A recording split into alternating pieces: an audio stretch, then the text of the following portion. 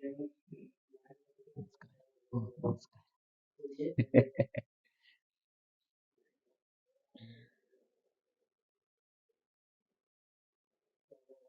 ഇവിടെ എല്ലാവരും അമ്പലത്തിൽ പോവും, പള്ളിയിൽ പോവും, ദൈവത്തെ അന്വേഷിക്കും. ദൈവത്തെ അന്വേഷിക്കും, പലതും അന്വേഷിക്കും. പക്ഷേ എന്തുകൊണ്ടാണ് ഈ പലതും അന്വേഷിക്കുന്നത്?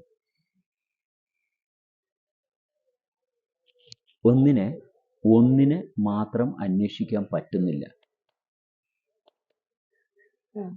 ഒന്നിനെ മാത്രം അന്വേഷിക്കാൻ പറ്റുന്നില്ല.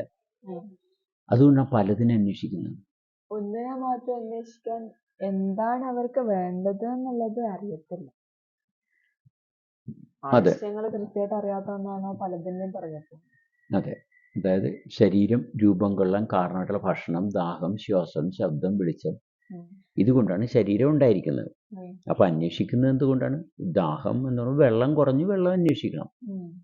ഇത്രേ ഉള്ളു കാര്യം. ദാഹം എന്ന് പറയുമ്പോൾ വെള്ളം കുറഞ്ഞു, വെള്ളം കുറഞ്ഞുകൊണ്ട് വെള്ളം കൊടുക്കണം അവിടെ.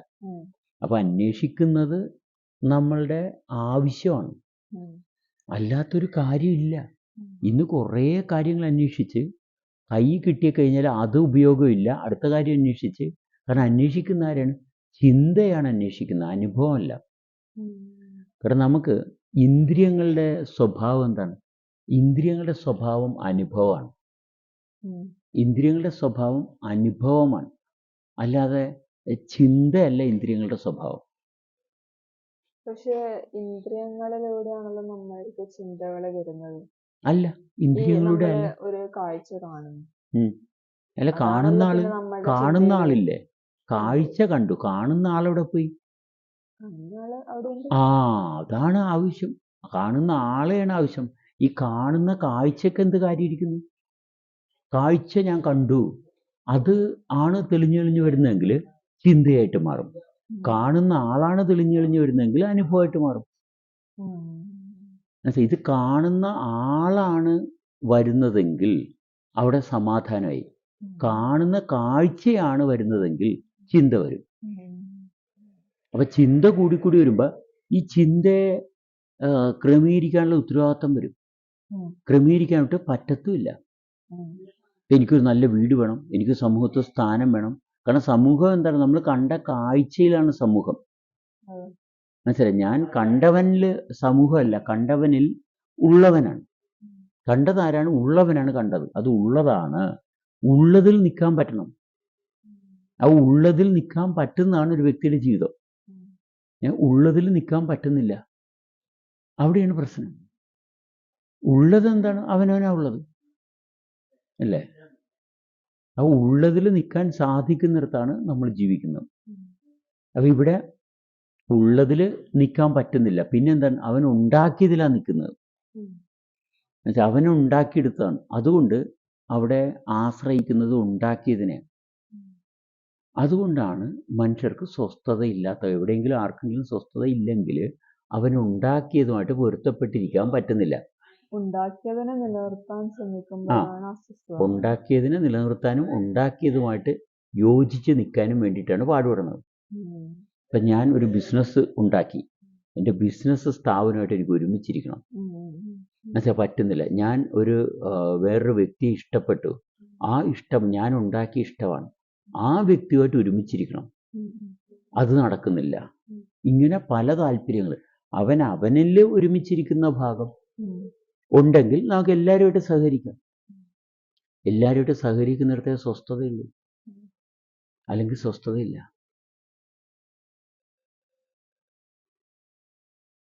അപ്പം നമ്മുടെ ശരീരത്തിൽ കുറെ മെമ്മറി, ചിന്തകൾ എന്ന് വെച്ചാൽ അനുഭവങ്ങളല്ല.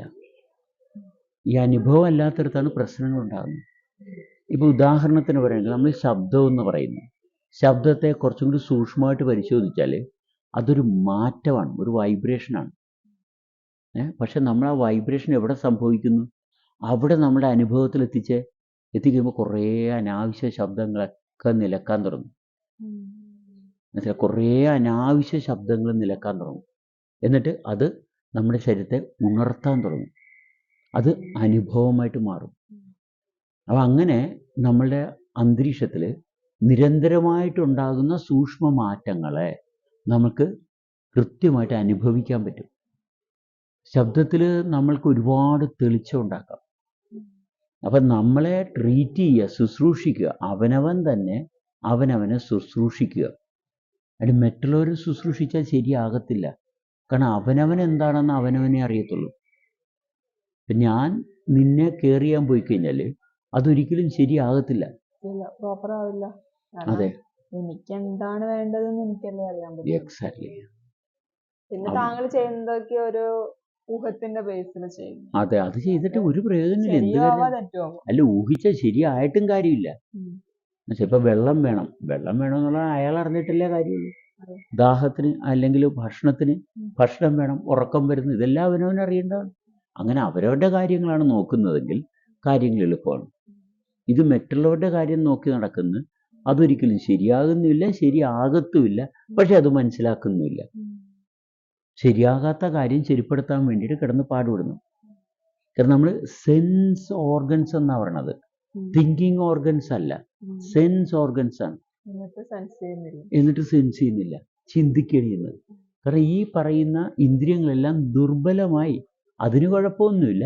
പക്ഷെ അതുമായിട്ട് സഹകരിക്കുന്ന ആന്തരിക അവയവങ്ങൾ, ഈ ഇന്ദ്രിയങ്ങളാക്കുന്ന ആന്തരിക അവയവങ്ങൾ, അതിൻ്റെ പ്രവർത്തനം ഒന്നും അനുഭവിക്കുന്നില്ല. ഇത് കണ്ണ്, കാത്, മൂക്ക്, നാക്ക്, ത്വക്ക്, ഭാരം, ഇതെല്ലാം ചേർന്ന് അവിടെ പ്രവർത്തിക്കണമെന്നുണ്ടെങ്കിൽ അതുമായിട്ട് പൊരുത്തപ്പെട്ട് നിൽക്കുന്ന ആന്തരിക അവയവങ്ങൾ പ്രവർത്തിക്കുന്നുണ്ട്. ഈ പ്രവർത്തനമെല്ലാം ആണ് നമ്മൾ അനുഭവിക്കുന്നത്. ഇതെല്ലാം ചേർന്ന് അനുഭവിക്കുന്നതാണ് ഒരു വ്യക്തിയുടെ ജീവിതം. അത്രയുള്ള ആവശ്യം. ഈ അനുഭവമില്ല, അതാണ് ദുരന്തം. വേറെ ഒന്നുമില്ല. ദുരന്തത്തിന് കാരണം വേറെ ഒന്നുമില്ല. ദുരന്തത്തിന് കാരണം. ഇതാണ് ഇത്രയുള്ള കാര്യം. ഓക്കെ, സിമ്പിൾ അല്ലേ? ഓക്കെ.